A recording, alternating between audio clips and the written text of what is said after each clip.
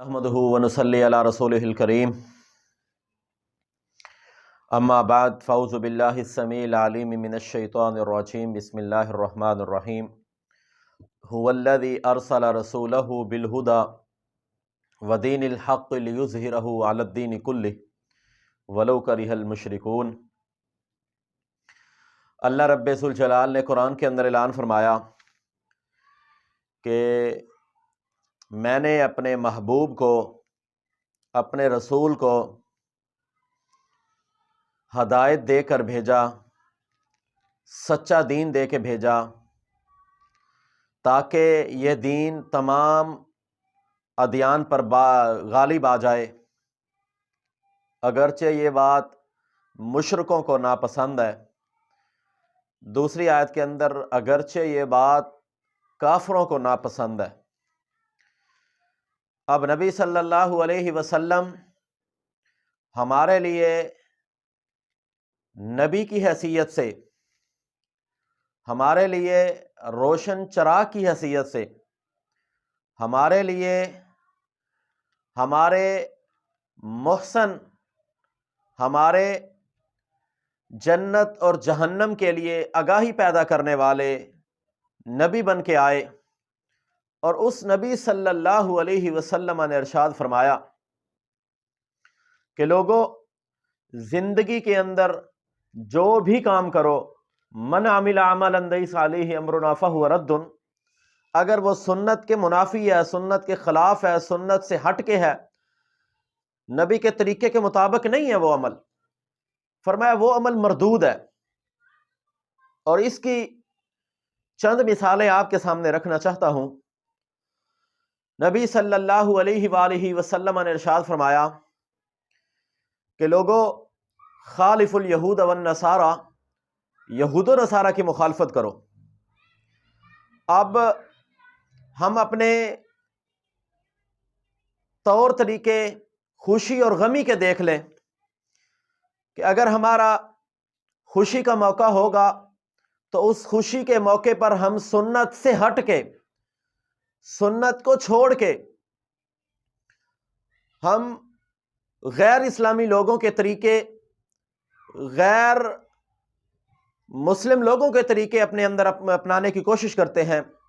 شادی کے موقع پر، ہماری کوئی خوشی کے موقع پر ہماری رسم و رواج کو سامنے لایا جاتا ہے۔ دین رسم و رواج کا نام نہیں ہے۔ دین الیوم اکملت لکم دینکم واتممت علیکم نعمتی ورضیت لکم الاسلام دینا، یہ دین مکمل ہو گیا۔ اس دین کے اندر جو حکم ہے وہ ہمارے لیے عمل کرنا اس پہ ضروری ہے۔ لیکن ہم کیا کرتے ہیں، ہمارا کوئی بھی شادی ہو یا غمی والا پروگرام ہو تو ہم ان پروگرامز کے اندر نبی صلی اللہ علیہ وسلم کی سنت کو سائڈ پہ کر کے اپنی خواہش کے مطابق زندگی گزارتے ہیں۔ مشرکین مکہ 5 قسم کے گناہ کیا کرتے تھے، یہود و نصارہ 4 قسم کے گناہ کرتے تھے، منافق 1 قسم کا گناہ کرتے تھے۔ وہ کیا تھا؟ جو مکہ کے مشرک تھے وہ فرشتوں کو بھی پوجتے تھے، فرشتوں کے بھی سامنے سجدے کرتے تھے، فرشتوں سے اپنی ضرورتیں پوری کرواتے تھے، اور جنات کے سامنے بھی جھکتے تھے، جنات کا شرک بھی کیا کرتے تھے۔ اس کے بعد وہ ستاروں کا شرک بھی کرتے تھے۔ چوتھے نمبر پہ وہ اپنے آباء و اجداد کی بھی پوجا کیا کرتے تھے۔ اس کے بعد وہ اپنی خواہشات کی پوجا کرتے تھے۔ یہ مکہ کے لوگوں کا گناہ ہے، اور وہ سارے کا سارا گناہ آج امت محمدیہ کے اندر نظر آتا ہے۔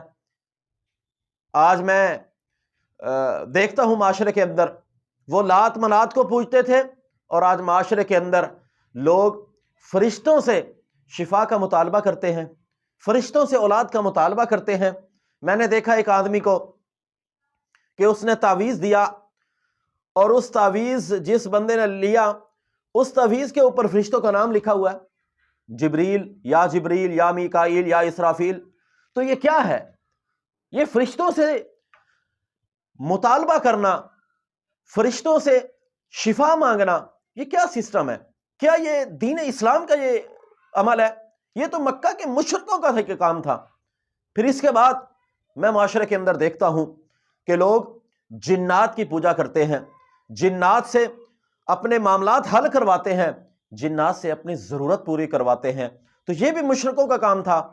پھر اس کے بعد ستاروں کے حالات معلوم کیے جاتے ہیں ستاروں کے ذریعے، کہ میں فلاں سن میں پیدا ہوا، فلاں دن پیدا ہوا، فلاں مہینے کو پیدا ہوا۔ اب مجھے یہ بتائیے بابا جی، کیا میں زندگی کے اندر خوش رہ سکتا ہوں؟ کیا میری زندگی میں آنے والے جو دن ہیں وہ میرے لیے خوش آئند ہوں گے، یا وہ میرے لیے خوشی کا باعث نہیں ہے، غمی کا باعث بنیں گے؟ تو یہ بھی ستاروں کے حالات معلوم کیے جاتے ہیں۔ روڈوں پہ بیٹھنے والا بندہ وہ آپ کی قسمت بیان کرتا ہے۔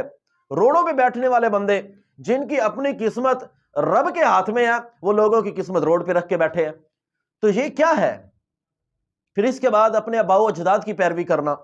میں نے معاشرے میں دیکھا ہے کہ بندہ حق بات بیان کرتا ہے، حقیقت بیان کرتا ہے، لوگ کہتے ہیں یہ آپ کی مولانا بات ٹھیک ہے، شیخ صاحب آپ نے صحیح مسئلہ بیان کیا، آپ نے صحیح حدیث سنائی، صحیح قرآن کی آیت سنائی، لیکن مجبوری ہے، ہم معاشرے میں اپنے آباء و اجداد سے نہیں ہٹ سکتے، اپنے رشتہ داروں سے نہیں پیچھے ہٹ سکتے۔ یہ آباء و اجداد کی پیروی ہے۔ یہ مکہ کے مشرکوں کا گناہ تھا، وہ آج امت محمدیہ کے اندر پہنچ چکا ہے، آج کے مسلمان کے اندر پہنچ چکا ہے۔ اس کے بعد لوگ اپنے خواہش کی پیروی کرتے ہیں۔ اسلام کہتا ہے نماز پڑھو، تو ہمارا دل کہتا ہے کہ ہمارا دل نہیں کرتا آج نماز پڑھنے کو، کوئی مسئلہ نہیں، بستر پہ لیٹے ہیں، سوئے ہیں، نماز نہیں پڑھتے۔ اسلام کہتا ہے آپ زکوٰۃ دو، میرا دل نہیں کہتا زکوٰۃ دینے کو، میں نہیں دیتا۔ اسلام ہمیں حکم دیتا ہے، لیکن ہم اپنے دل کی بات مانتے ہیں، جو ہمارا دل کہتا ہے ہم اس کی بات مانتے ہیں، یہ خواہشات کی پیروی ہے۔ تو کیا یہ مکہ کے لوگوں کا گناہ آج ہمارے اندر، امت محمدیہ کے اندر؟ تو بھائیو، نبی صلی اللہ علیہ وسلم نے بیان فرمایا آپ اپنی زندگی گزارو، لیکن میں محمد صلی اللہ علیہ وسلم کے طریقے کے مطابق، یہ نہ ہو کہ آپ یہود و نصارہ کے طریقے پہ زندگی گزارو، مشرکین کے طریقے پہ زندگی گزارو۔